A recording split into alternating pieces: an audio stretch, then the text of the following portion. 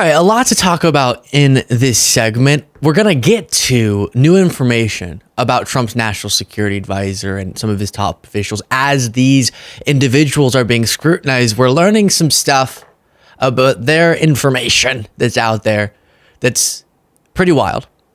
But first, I want to start with a theme that I think we're going to come back to multiple times. We talked about it yesterday, which is he really, in a scary manner, doesn't know what's going on with a lot of stuff. Doesn't seem to be either being briefed or remembering what he was briefed on or aware of really consequential things. We'll remind ourselves of what we talked about yesterday in just a little bit, which pertains to his response to the scandal, the signal scandal and the security breach. But you have another really troubling example here where he gets asked about something. And before playing the clip, here's Aaron Rupar writing, "This is an absolutely shocking statement from POTUS. 4 U.S. troops died." Rupar says died. Right now, there's a little bit of confusion. NATO, the Hill report seemingly walked back comments from its chief that suggested 4 U.S. soldiers who went missing while training in Lithuania had died, clarifying late Wednesday that the search is ongoing. But nevertheless, in Lithuania, news of it was reported hours ago, and Trump is completely clueless. The commander-in-chief. About soldiers in Lithuania. Have you been briefed about the soldiers in Lithuania who are missing? No, I haven't. Have you spoken, sir, with the big three automakers about... Yeah, so he doesn't, I think Rupar explained it perfectly. He shockingly doesn't know what's going on, which is scary given that he is the commander-in-chief and that right now this is a developing situation that he should be in the know about. A little bit more information on it before going further. NATO seemingly walked back comments from its chief. I already read you that part. Quote, "On the 4 U.S. soldiers missing in a military exercise in Lithuania, the search is ongoing. We regret any confusion about remarks from the Secretary General delivered on this today." And so we're feeling a ton of concern about that and some fear. Brian Tyler Cohen responded to that clip, though. If a random building in Colorado hangs a picture of him that he doesn't like, he knows immediately and spends the day tweeting about it. But 4 dead Americans, and he's got no effing clue. Now, I told you already, before getting to the update on the Mike Waltz story, we already talked about how on another issue, Trump is seemingly clueless, which is the scandal being talked about with his administration. He's now had days to figure out and doesn't even know what signal is. What it was, we believe, is somebody that was on the line with permission, somebody that was with Mike Waltz, worked for Mike Waltz at a lower level, had, I guess, Goldberg's number or called through the app. And somehow this guy ended up on the call. So in that clip, he's talking about calling through the app when it wasn't a phone call. In this one, he talks about you just have to laugh, but a bad signal. But let me just start with that piece of it. Out of a country of over 300 million people, how is it that Jeffrey Goldberg, who hates you, ends up on this signal chat? Isn't that bizarre? It is bizarre. And he's a sleazebag, but at the highest level. Yeah, his magazine is failing. It's going to be out of business soon, in my opinion. It's bad. It's too bad we give it a little boost like this. But somebody in my group either screwed up or it's a bad signal. It's a bad signal. Happens too.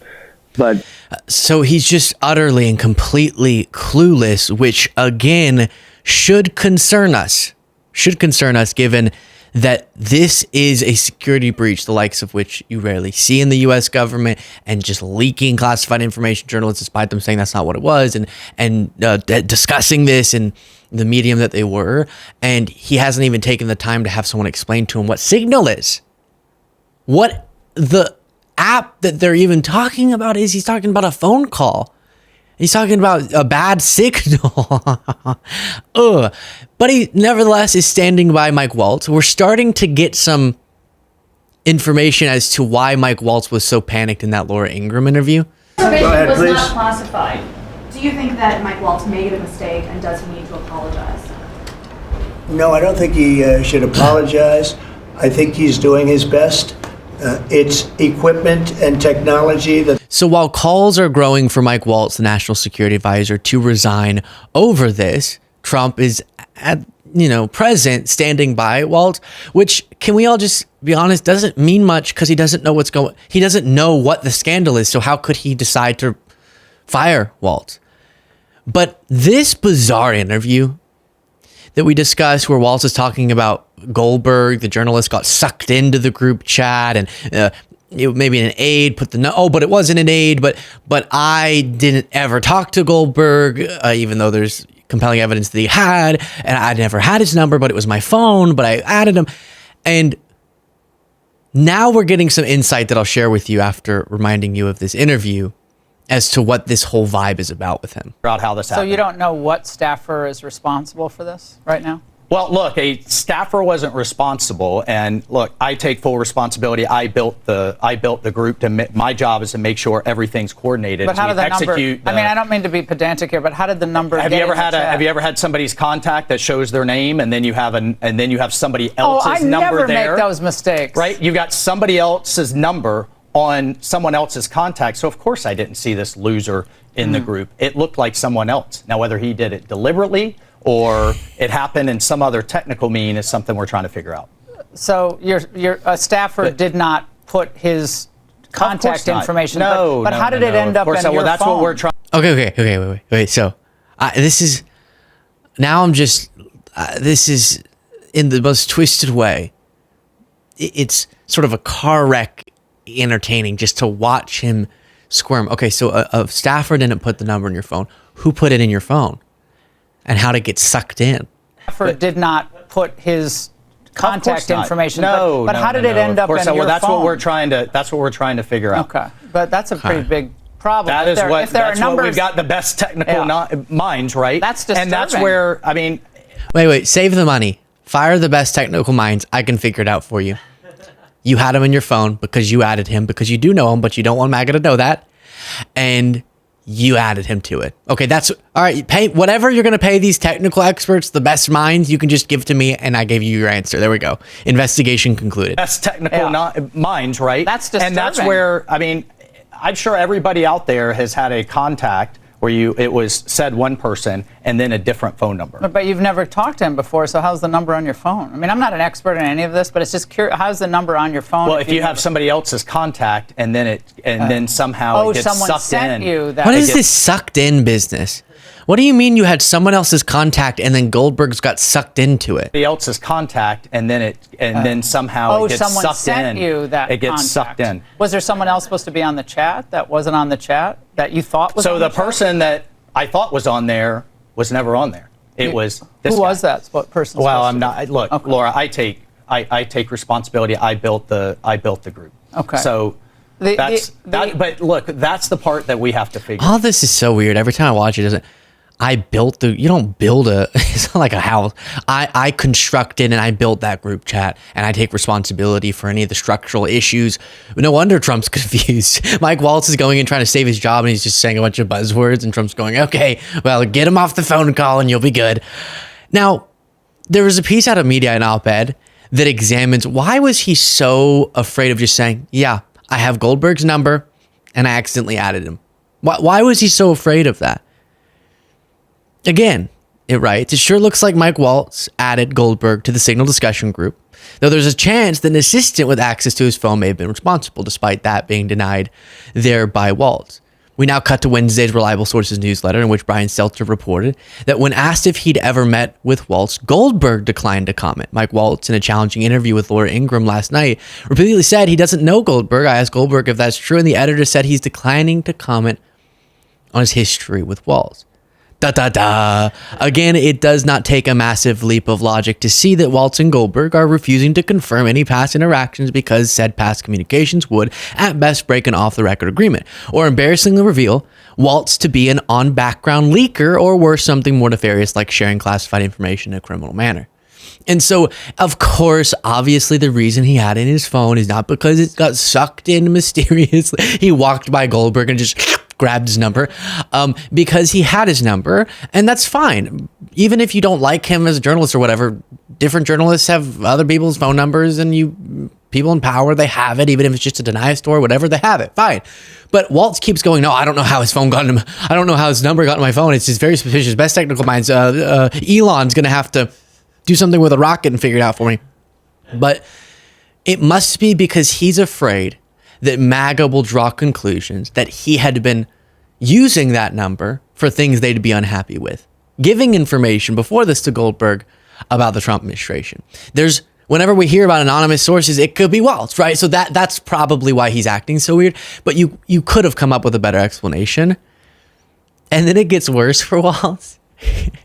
You know when you pay someone and you say, I don't know, it's something embarrassing on Venmo, and you forget that if your Venmo is public, people can see a bunch of your contacts who you're Venmoing and pizza on Friday or whatever. Mike Waltz left his Venmo contacts public. Friends include CNN's Breonna Keeler and an MSNBC producer. Oh no, Mike. An investigation into Mike Waltz's Venmo account on Wednesday showed that the White House National Security Advisor was friends with a number of journalists. Again, this is not remarkable unless you have a crazy MAGA litmus test, but him trying to act like he would never associate with these reporters is now getting him into a bit of a contradiction, including CNN anchor Breonna Keeler and, again, an MSNBC executive. Producer Waltz found himself, it goes through the context on Wednesday. Wired and the American Prospect published reports into more of Waltz's contacts after it discovered that his Venmo account and his friends list was set to public. And then it goes through, the point is that he has friends. I don't know if that's just because his contact syncs, or it must be that you have someone's contacts, so when you sync your contacts with Venmo, they become your friends. But I'm not sure if this means he'd Venmo to those people. Why would he be Venmoing those people? Approximately 10 minutes I love this so much. Approximately 10 minutes after requesting comment, Mike Waltz's account disappeared from Venmo. Oof, that's awkward. And then it gets worse. The publication here, Der Spiegel, reported that private data and passwords of senior U.S. security officials were found online. Donald Trump's most important security advisor used Signal to discuss an imminent military strike. Now, their reporting has found that the contact data of some of those officials, including mobile phone numbers, is freely accessible on the World Wide Web. Private contact details of the most important security advisors to U.S. President Donald Trump can be found on the internet. Der Spiegel reporters were able to find mobile numbers, email addresses, and even some passwords belonging to the top officials. Devastatingly effective was the password for Mr. Hesketh, as someone pronounced it yesterday. I've never cheated. To do so, the reporters used commercial people search engines along with hacked customer data that has been published on the web. Those affected by the leaks include National Security Advisor Mike Waltz, Director of National Intelligence Tulsi Gabbard, and Secretary of Defense, Pete Hegseth. Apparently, most of this stuff is still in use. The reason why this is a notable story and so many publications are talking about it is it's another example of just really a weak line of defense with security around information. These are our top intelligence officials, and their information is just floating around. Their passwords? Oh no, that's not. Please change I saw you deleted your Venmo quick. Please change all that stuff. That's not good for the security of the information. That apparently, the reason why this is relevant too is if their numbers, if their passwords, if their emails, if these sorts of things have already been spread out publicly, then our adversaries who now know that they use such unsecure lines to discuss classified info like Signal group chats or who knows where else they're talking about these things, there's now an opening for that information to be accessed, right? That's why the alarms are being sounded. Now, Matt Gaetz thought he was a funny guy and responded to this story about the Venmo being public by saying, happens to the best of us. Now, if you're really, really, really young, or you have just recently gotten into politics, he's referencing that a part of the thing that caused PR trouble and legal trouble, that it didn't end up going anywhere, but legal trouble for a period of time, was the fact that his Venmo was public. And the 17-year-old that he was alleged to have had sex with and who had come across state lines to do so, launching that trafficking investigation, he had paid publicly over Venmo. But he says it's a little bit funny. I did it too, brother. You do it with class, or you do it with your friendships with journalists that you're not supposed to talk to, and I do it with 17-year-olds. Happens to the best of us. No, doesn't. Oh, apparently I'm not the best of us then, because that hasn't happened to me. Josh Hawley then is blaming, despite Waltz saying this is not the explanation, a staffer for this debacle. So this thing's over. It was a mistake. And you think everybody's been held accountable? And I'm sorry, I know some people, they'll comment, I'm so angry. Stop pausing. But I'm supposed to do talking. I do talking in this show. So when I think of something, I'm going to talk to you. What's that smile? Look. Why can't the MAGA figures figure out a look? You have Laura Ingraham who does that too, and she never closes her mouth while she's listening. Tucker Carlson does it. And I guess Josh Hawley has started doing it as well. Yeah, this is great. I'm having fun. Very weird. And owned it? Listen, I thought that the National Security Advisor was clear about this yesterday. The president was clear about it. Some staffer who apparently set up the group chat, I assume that person probably won't be in charge of meetings anymore. At the end of the day, this strike was successful. There was no classified material out there. The strike was not compromised in any way. It wasn't, luckily. America is safer today because of the actions that President Trump took. The libs can't complain about that. So here we are. I would say case closed. Why is it always the libs' fault? What did I ever do to you? Now you get it. What did we do to you? Okay, it's not our fault. You sucked us into a group chat, all right? You did. We got sucked in. We didn't want to be sucked, but we got sucked. You didn't ask our permission to be sucked, but you sucked us anyways. And it sucks, okay? Yeah, so he also said, I thought that, what did he say at the beginning here? Of meetings anymore. At the end of the day, about this yesterday, the president was clear about it. Listen, I thought that the National Security Advisor was clear about this yesterday. Really? You thought the National Security Advisor, Mike Waltz, was clear about this? Mike Waltz of, maybe a staffer, but it wasn't a staffer, but it was me, but it wasn't me, but maybe phone number. When a phone number is added to your phone, and then someone else sends it, and they put it on an email server, and then the email server goes on, they put it into a paper form, and then they fax it to someone in East Asia, and then that person in East Asia sends it to your cousin in Australia, and then that all of a sudden gets burnt, but then it's still on your phone. Do you know when that happens? So I take full responsibility. Wasn't exactly clear, Josh, but thanks for the assist. Share your thoughts in the comments.